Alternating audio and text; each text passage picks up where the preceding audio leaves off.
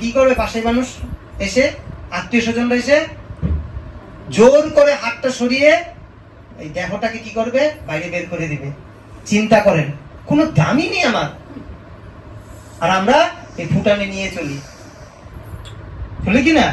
আয়নার মধ্যে কতবার চুলটাকে এভাবে করি কিনা, শার্টটাকে কতবার দেখি, শরীরটাকে দেখি।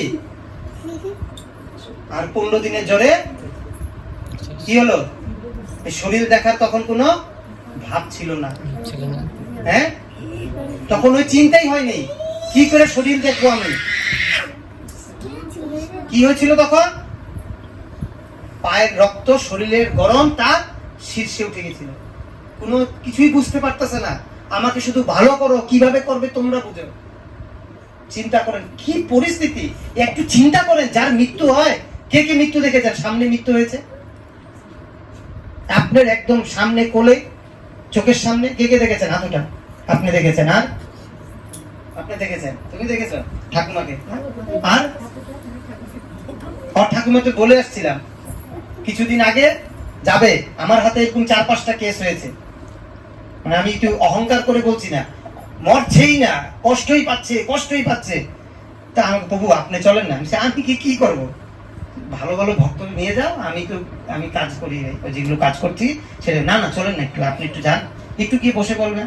তো ওনার ঠাকুমার কথা বলি, ওনার ঠাকুমা শরীর অসুস্থ হয়, ছোট মোটো ক্যান্সার হয়েছিল, বেশি পরিমাণ না। তো অনেকদিন ক্যান্সারের পরে ভালো হয়ে গেছে, আবার হয়েছে, আবার সেই আগের রোগটা দেখা দিয়েছে 10-15 বছর পরে, না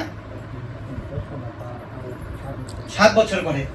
তো ওনার বাবা সারাদিন মার পিছে খাটিয়েছিল, খেটে লাস্টে আবার আসলো, তা আবার হয়ে গেল। তো ডাক্তারের মানে কিছু বলছে না, কিন্তু ওষুধ খালি চেঞ্জ করছে, ব্লাড দিচ্ছে, কোনো কিছু হচ্ছে না।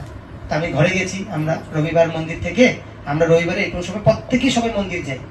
তো মন্দিরে গিয়ে তাই বললাম ওনার মার শরীর খারাপ, ঠাকুমার, আমরা সবাই যাই। ওনার বাবা যেটা আছে, ওনার বাবা আমাদের সাথে ভক্তি জীবন একসাথে করে, খুব ভালো ভক্ত। তো আমরা সবাই গেছি, যাওয়ার পরে কীর্তন করেছি। তা আমি বলেছি, তা আমি যখন এখন ক্লাস দিতাম উনি এসে শুনতো, আর আমাকে বিভিন্ন প্রশ্ন জানতো, উত্তরটা প্রশ্ন করতো, আমি প্রশ্নের মধ্যে ধরে ফেলতাম যে উনি উত্তরটা জানে, আমার থেকে শুনতে যেত। তা আমিও বলতাম, তারপরে আমাকে উল্টা প্রশ্ন করতো, তারপরে আমি জানি না, খবর নিয়ে আসবো এটার সম্বন্ধে কি, আমি তো আন্দাজে বলতে পারি না। তা বলছি, আপনি দেখেন এত কষ্ট পেলেন, মাঝখানে একটু ভয়ঙ্কর রোগ হলো, এখন আবার হয়েছে, তা আপনি মেশিন দিয়ে জব করেন, আর আজকের থেকে নিরামিষ খান। এত বছর তো মাছ মাংস খেলিনি, আর লাস্ট সময়টা তো খান, ভালো করেন।